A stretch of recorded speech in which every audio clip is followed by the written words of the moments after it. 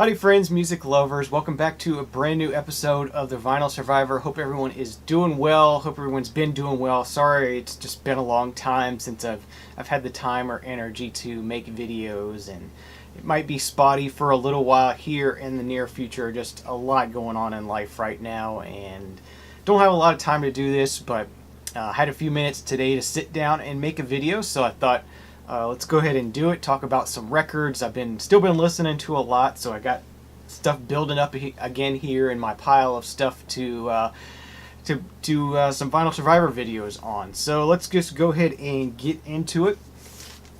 First thing we have here is a new release from last year from a spin-off group called the Electric Wurms. This is from Wayne Coyne and Frank Droz from Flaming Lips, sort of a spin-off thing they did. This is very much a modern Flaming Lips sounding release. You know, if you just played this for somebody who knew the modern Flaming Lips material, they would think it was just a new Flaming Lips album. It has that same sound to it. Very sort of modern, noisy, buzzy, crunchy, psychedelic. You know, sort of mixing electronic and rock, psychedelic, modern kind of sounds together. You know, very much like a modern Flaming Lips release. I enjoyed this quite a bit. It's a good album. A little bit on the short side. It's only about a half an hour, I think. Goes by pretty quick, but it's an enjoyable listen. It is on this neon purplish vinyl. Pretty cool looking piece of vinyl there. And you get a little insert with some lyrics and liner notes on it, and there's a download code included as well, which isn't always included in modern Flaming Lips releases for some reason, but this one has it, so that was nice.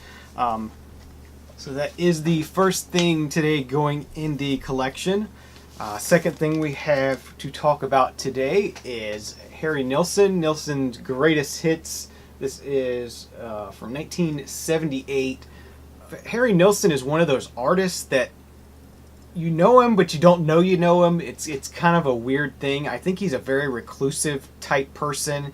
Didn't do a lot of like concerts or anything like that. So he's not really one of those household names. But when you play this record and you hear all these songs, you recognize all the songs. It's like, you know, I know this music, but I just don't know this person. So it's kind of a weird experience. You know, you got Everybody's Talking, Without Her, One, Me and My Arrow, Coconut, Without You, Jump in the Fire. It just, yeah, this is a greatest hits, and this is one of those greatest hits that you know all the songs too. So pretty cool. Nice to have this in the collection. Sometimes you just want to hear the hits, so don't always get greatest hits, but for Harry Nilsson, greatest hits is a good thing to have, I think. And this is on that black RCA label. Nothing much special there. So yeah, Nilsson's Greatest Hits going in the collection. Alright, next moving on to some jazz, we have Chick Corea with Inner Space. It was released in 73, but it was recorded in 66. So this is it's a little bit free, it's a little bit straight ahead jazz. Really some beautiful music here. I really enjoyed this. Let's see who else is featured on here. You got Hubert Laws is on here, Ron Carter is on here, of course. Those are the two well-known artists that are on here. 2 LP set, really nice long compositions on here. 2 LP set on Atlantic Records. And yeah, this is, you know, if you're not totally into the free jazz thing, this is just a little bit free. Like I said, it's not totally far out there, but it's good. It's kind of transitioning into the free jazz period, I would say. It's on the Atlantic label. We have ATDK, I believe that's Dennis King is the mastering engineer, is DK. Pressed at Presswell, PR in the Dead Wax. And yeah, just a really nice sounding jazz album that's a little bit free, a little bit straight ahead, boppy kind of jazz, I guess you could say. I'm no jazz expert, but I really did like this a lot, and I'm glad I picked it up. I picked this up for $6 at Arrow's AIM Records. So yeah, Chick Corea-Inner Space, another one going in the collection. Some nice jazz music, really enjoyable. And there's a track on here called Litha. I think that's one of Dr. Deadwax's cats is named after that track, I would guess. Alright, moving on to some more, I guess you could say this is electronic music, psychedelic kind of electronic music. This is the album Cylclone from Tangerine Dream, a later album from them, from 78 I believe. Yeah, 78 is when this one was from. Really good album. I enjoyed this one a lot. I was a little bit worried just reading some reviews of it. It kind of gets mixed reviews. But to me, this was just some awesome, spacey, synthesizer, electronic kind of stuff here. There's the back cover. Nice gatefold there. And this is a UK pressing on Virgin Records. There's that nice Virgin label, two Virgins label. But yeah, just spacey, electronic, rock kind of music. Really good. If you're into that kind of stuff, then I would say definitely recommend this one. I really enjoyed it a lot. I'm glad I did because I paid $12 for this. It wasn't cheap, but it's a really clean UK pressing. I believe it's a first pressing. So yeah, that's Tangerine Dream-Cyclone, another one for the Tangerine Dream collection, and really thoroughly enjoyed this one. Just, yeah, really good, just freak out, spacey kind of stuff. Just wanted to play with the lights out and go on a little journey without using any drugs. Really fun stuff. Alright, moving on, changing directions once again. We have a little bit of blues here. We have B.B. King live at Cook County Jail. This is from 1971 is when this was released. And yeah, it's basically what it says. It's B.B. King at Cook County Jail trying to capitalize on that Johnny Cash at San Quentin, or Johnny Cash at... Now I've forgotten what the other one is, but this is just okay. You know, it has its moments. It's not great. It's a fun little timepiece, and that's on the ABC Records label. Nothing of interest in the Deadwax on that one. Just a nice, fun recording. Something, you know, if you like B.B. King, not one I would say you have to have, but if you see it and it's cheap, it's an enjoyable listen, enjoyable little timepiece there. But that one's going to be staying in the collection. It's enjoyable and something to put on every now and then. A little bit of blues when you're in the mood for that. Alright, moving on to a little bit more of a bluesy space rock, I guess you could say. This is Jeff Beck's Wired. I'd heard a lot about Jeff Beck. I'd heard a little bit of his music, but these next couple albums coming up here that are going to be Jeff Beck albums are sort of my really first serious listen to his music. And yeah, just an awesome guitarist.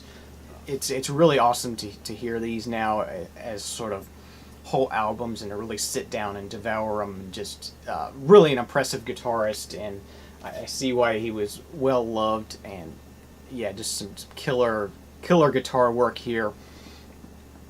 Really enjoyed all of these quite a bit. So this is Wired from 1976. The Epic label there. Nothing to note in the Deadwax on this one either. Looks like a Columbia stamp in the Deadwax, so I'm guessing Columbia pressed these for Epic. Alright, moving on to a little bit of British pop rock. This is Be-Bop Deluxe with Drastic Plastic. I wasn't sure how I was going to feel about Be-Bop Deluxe. I've seen them here and there on the VC. People seem to like them, and I wasn't really sure what I was going to think of them. And I actually really enjoyed this thoroughly. The music is really good. It definitely has that sort of British wit to it. Very witty, sort of in-your-face lyrically. Really cool music. I really dug this a lot. I wasn't sure what I was going to think of it. But yeah, if you're curious about Be-Bop Deluxe, I say give them a try. If you're into that sort of witty British pop rock kind of sound, really cool stuff. Interesting musically, as I said, as well as lyrically. For me, the music has to draw me in first, and then I'll pay attention to the lyrics if the music draws me in, and this does that for me. So really, kudos to them. Printed inner sleeve with lyrics on it, and this is on the lovely Green Harvest label. Should have known just based on the label that this is going to be good stuff. Usually you can trust this Green Harvest label to be something good, and this is definitely something good. So yeah, Be-Bop Deluxe, Drastic Plastic. If you're curious, I recommend them. I liked them.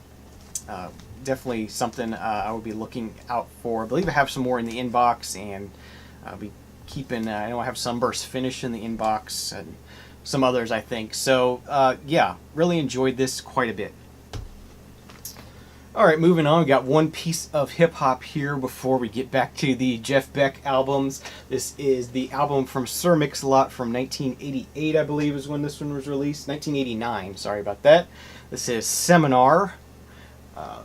This one has National Anthem on it, My Hoopty, Gore-Tex, and Seminar. Beepers is on here.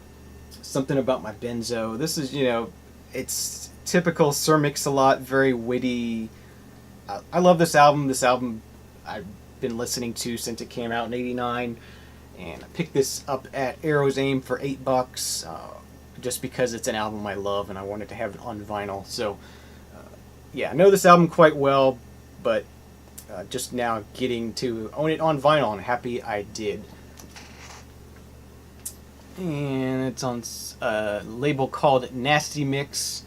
I think that is his own label. Yep, Sir Mix-a-Lot's Seminar going in the collection. Alright, moving on back into these last two of the Jeff Beck albums. We have the Jeff Beck Group from 1972. Yeah, just some more amazing guitar playing from Jeff Beck. He kind of steals the show. But yeah, if you're just looking for some awesome guitar playing, then can't go wrong with Jeff Beck, in my opinion. Just an excellent guitarist. Really thoroughly enjoyed this one as well. Once again on the Epic label. Nothing interesting in the dead wax. Looks again like it was pressed by Columbia. So yeah, Jeff Beck Group. Just titled Jeff Beck Group. I recommend this one as well. Excellent guitar work. If you're just looking for a great guitar-like album, can't go wrong with this one. And last but not least, we finished this one up with a live album from Jeff Beck. This is Jeff Beck with Jan Hammer, or the Jan Hammer Group. A live album, as I said, from 1977.